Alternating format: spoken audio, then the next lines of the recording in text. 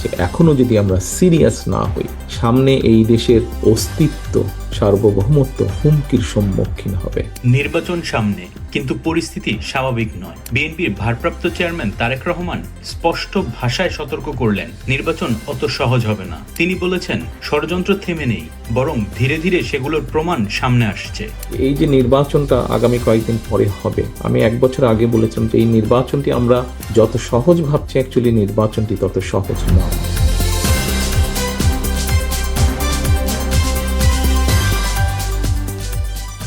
শনিবার সন্ধ্যায় রাজধানীর খামারবাড়িতে বিএনপির দেশ গড়ার পরিকল্পনা কর্মসূচিতে ভার্চুয়ালি যুক্ত হয়ে এই মন্তব্য করেন তারেক রহমান। তিনি বলেন, আগে থেকেই তিনি আশঙ্কা করছিলেন নির্বাচনকে ঘিরে পরিস্থিতি জটিল হবে। দিন যত যাচ্ছে তত পরিষ্কার হচ্ছে সামনের যে নির্বাচন এটি এত সহজ না।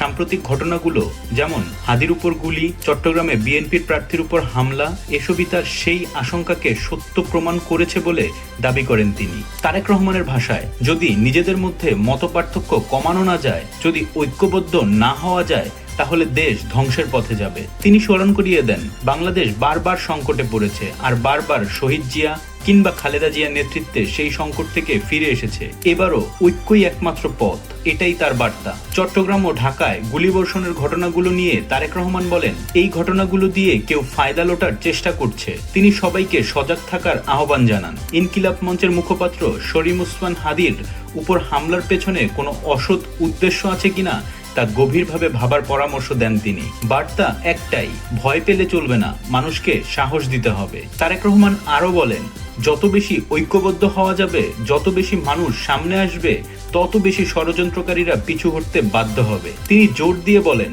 যে কোনো মূল্যে নির্বাচন হতে হবে। এই পরিস্থিতি তৈরি করতে পারলেই দেশ গণতান্ত্রিক পথে এগোবে। এজন্য প্রয়োজন রাজনৈতিক সাহস, মানুষের অংশগ্রহণ এবং ঐক্য। বক্তব্যে তারেক রহমান তুলে ধরেন বিএনপির রাষ্ট্র পরিচালনার পরিকল্পনা, খাল খনন, স্বাস্থ্য কার্ড, কৃষক ও ফ্যামিলি কার্ড, শিক্ষা ব্যবস্থা সংস্কার, বেকার সমস্যা সমাধান, তথ্য প্রযুক্তির উন্নয়ন, বায়ু ও পানি দূষণ রোধ। তিনি বলেন, এই পরিকল্পনাগুলো কাগজে নয়, বাস্তবে বাস্তবায়ন করাই আমাদের লক্ষ্য। নেতাকর্মীদের উদ্দেশ্যে তারেক রহমান বলেন, এখন সময় এসেছে আমরা কি পেলাম এই চিন্তা বাদ দেওয়ার। চিন্তা করতে হবে আমি দেশ ও জাতির জন্য কি করতে পারলাম, কারণ আজকের ত্যাগই আগামী প্রজন্মের ভবিষ্যৎ নিরাপদ করবে। তারেক রহমানের ভাষায়, এখন আর ঘরে বসে থাকার সময় নেই, এটা একটি লড়াই, গণতন্ত্রের জন্য, নির্বাচনের জন্য, ভবিষ্যৎ বাংলাদেশের জন্য। আর এই যুদ্ধে সবচেয়ে বড় শক্তি বাংলাদেশের জনগণ। 25শে ডিসেম্বর তার দেশে ফেরা সামনে রেখে এই বার্তা এখন বাংলাদেশের রাজনীতির কেন্দ্রবিন্দুতে।